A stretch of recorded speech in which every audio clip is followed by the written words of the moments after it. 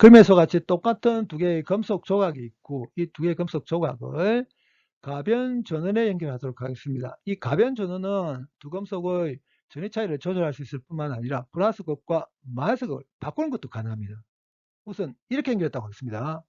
이렇게 연결하게 되면 왼쪽 금속의 전위가 오른쪽 금속의 전위보다 높게 됩니다. 그러면 두 금속 사이의 전기장이 이렇게 만들어지게 됩니다.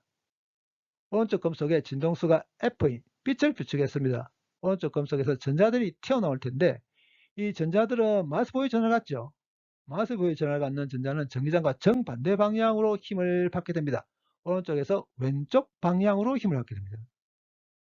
왼쪽 금속의 전위가 오른쪽 금속의 전위에 비해서 높다면 그 전위 차이가 얼마이든 간에 오른쪽 금속에서 튀어나온 전자들은 거의 대부분 왼쪽 방향으로 가속되어 버립니다. 그렇기 때문에 전류가 거의 변하지 않습니다. 문제는 지금부터입니다. 이제 이렇게 바꿉니다. 이렇게. 이제는 이렇게 바꿔버리게 되면 오른쪽 금속의 전위가 왼쪽 금속의 전위에 비해서 높게 되죠. 두 파 사이 전기장이 이렇게 만들어지게 됩니다. 빛은 여전히 오른쪽 금속에 비춥니다. 그럼 전자들이 튀어나올 텐데 전자들은 전기장과 정반대 방향으로 힘을 받아서 오른쪽 방향으로 힘을 받게 됩니다. 금속에 빛을 비추게 되면 전자들이 튀어나오는데 튀어나온 전자들의 속력이 다 다릅니다. 그 말은 운동에너지가 다르다는 걸 뜻하죠. 근데 튀어나오는 전자들 중에 작은 운동에너지를 갖고 튀어나온 전자들은 어떻게 움직일 거냐 하면 작은 운동에너지를 갖고 튀어나온 전자가 이렇게 갈 겁니다. 그런데 오른쪽 방향을 힘을 받으니까 속력이 점점 내려지겠죠. 운동에너지가 작다면 얼마 못 가서 다시 되돌아가 버릴 겁니다. 그래서 이렇게 되게 되면 되돌아가는 전자들이 생기기 시작합니다.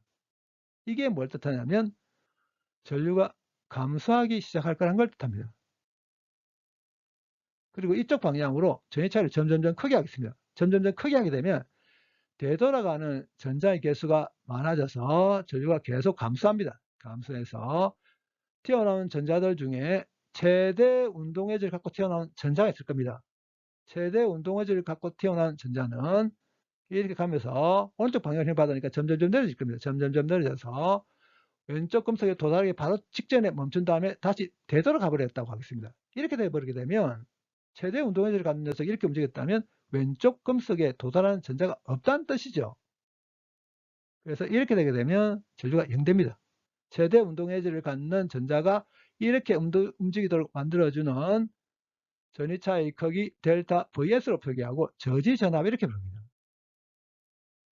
최대 운동에너지를 갖는 전자가 이렇게 움직이는 건 뭐와 아주 유사하냐면 지표면 근처에서 어떤 물체를 수직 상방향으로 던져 올리는 경우가 아주 유사합니다. 지표면 근처에서 어떤 물체를 수직 상방향으로 던져 올려버리게 되면 이 물체는 위로 올라가면서 속력이 점점점 내려지죠. 내려지다가 최고점에 도달하는 순간 멈춘 다음에 다시 되돌아오게 되죠. 근데 이럴 경우 제 손에서 출발할 때 갖는 운동에너지가 최고점에 도달하는 순간 싹 다 위치에도 전환돼 버리죠. 여기도 마찬가지입니다. 오른쪽 금속에서 출발할 때 I라는 시점, 왼쪽 금속에 도달하기 바로 직전을 F라는 시점이라고 하겠습니다. I라는 시점에서 F라는 시점으로 바뀔 때 역학제인지 보존돼야 되죠.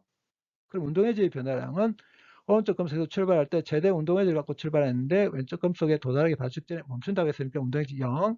그 다음에 I라는 시점에서 F라는 시점으로 바뀔 때 전기 위치 에너지 변화량 이렇게 되거든요. 근데 여기 보기에 마이너스 있습니다. 이쪽으로 옮겨버리겠습니다. 그러면 이렇게 되죠. 근데 이게 뭐냐면 마이너스 델타 Vs에 해당됩니다. 그리고 전자가 갖는 전자량 마이너스 2죠. 그럼 여기 마이너스 있어서 결과적으로 이렇게 됩니다.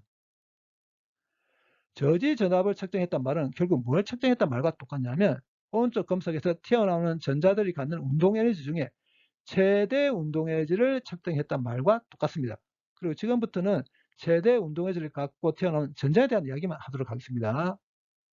오른쪽 금속에 비추는 빛의 진동수를 바꿔가면서 최대 운동에너지를 측정해 보게 되면 이 최대 운동에너지가 이 진동수의 일차함수로 비례합니다. 그리고 중요한 건 특정한 진동수보다 작은 진동수를 갖는 빛을 비추게 되면 전자들이 튀어나오지가 않습니다. 이게 뭘 뜻하냐면 금속에서 전자를 떼내기 위해서는 최소한 에너지가 필요하다는 걸 뜻합니다. 금속 내에 있는 자유전자 바다입니다.